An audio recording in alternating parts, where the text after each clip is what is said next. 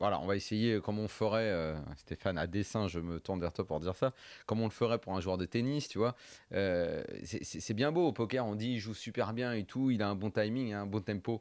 Mais concrètement, expliquez-nous, ça veut dire quoi en fait? C'est- Fabrice, ça veut dire quoi? Ouais.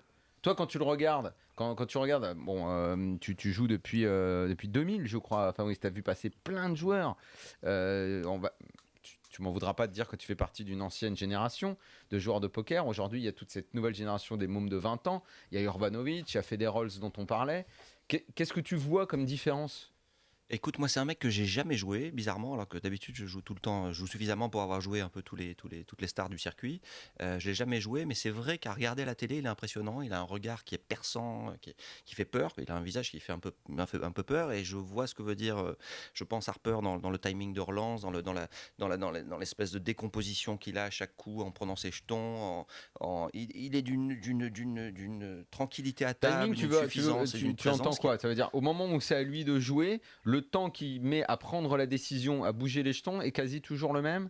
Ça, c'est plus non, le tempo, ça, ouais, justement. le timing, c'est dans sa prise de décision. Il prend ses décisions au bon moment. Enfin, il arrive à faire des choses à ses adversaires avec un bon timing. Donc, comme au tennis, on pourrait comparer.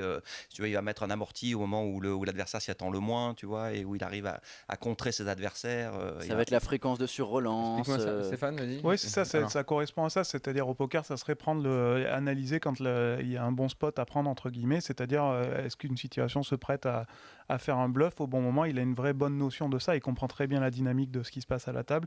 Et il arrive vraiment à exploiter un petit peu les faiblesses de ses adversaires en fonction justement du déroulement de la partie.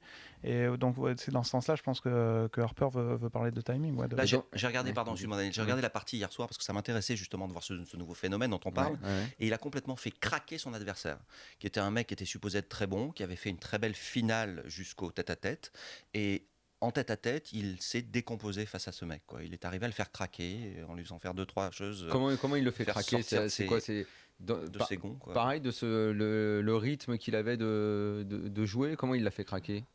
Moi, j'ai l'impression, surtout, enfin, comme l'a dit Fab, ce qui est impressionnant, c'est que son attitude physique est super stable tout du long. On sent que le mec est très présent, il est fort, il bouge pas, il est presque un peu, de loin, un peu arrogant. Un petit peu, on sent qu'il prend les mecs un petit peu de haut, etc. Mais bon, c'est aussi il a une très grosse confiance en lui. Et c'est vrai que au bout d'un moment, quand la partie dure longtemps, c'est un peu ce qui s'est passé. Tu le bosses, ça, la façon dont il est assis. Je pense qu'il l'a assez naturellement parce que paradoxalement, pour l'avoir, il avait perdu contre Silva en finale du Super High Roller à Barcelone. Et paradoxalement, j'ai pas l'impression qu'il travaille tellement lui-même, justement cette attitude-là. Donc il a vraiment un côté Toi, tu le fais bosser à naturel tes de joueurs, ça. C'est un aspect aujourd'hui dont on discute beaucoup, la présence et l'attitude à la table, etc. Lui, il a de ça naturellement. Après, quand ça se passe pas bien pour lui, et pour le coup, ça a été le cas contre Sylvain aussi à Barcelone, il a un peu tendance aussi à... Il marque beaucoup.